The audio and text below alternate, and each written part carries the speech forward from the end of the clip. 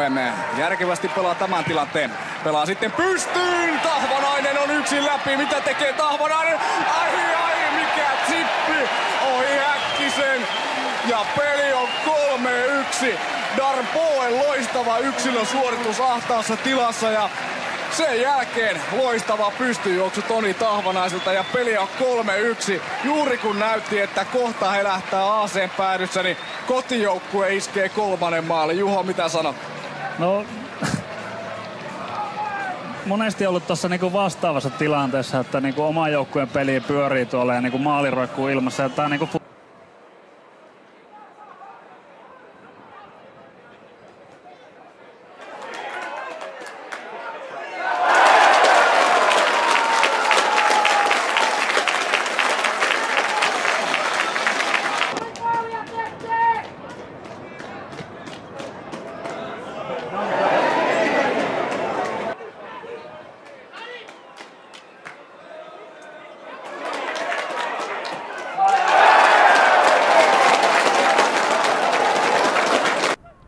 AC Oulu aloitti toisen puolen vahvasti.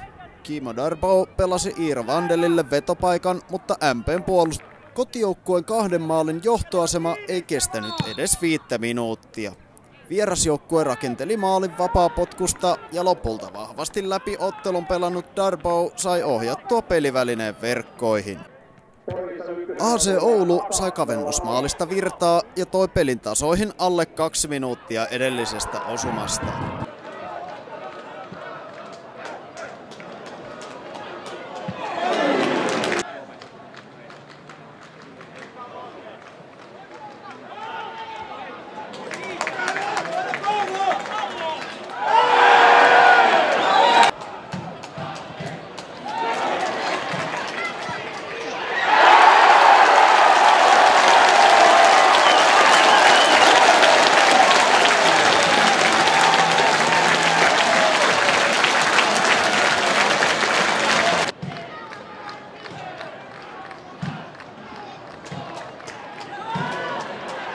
Vasemmalla pallon kanssa.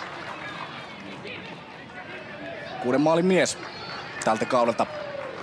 Hieman joutuu siinä ahtaalle, joutuu ottaa sitä Stapsulan mukaansa. Stapsulla on hyvän näköinen keskitys ja siihen se tulee ja siinä ensimmäiseen peittävään pelaajaan ja sitten Siira laittaa jälleen eteenpäin. Darboe ottaa hyvin haltuun.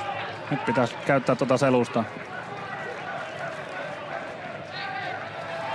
Sieltä vaan Darboe tulee läpi ja loistava syöttö takaviistoon. Siiralla on paikka. Mutta paremmin noin pitää puolustaa.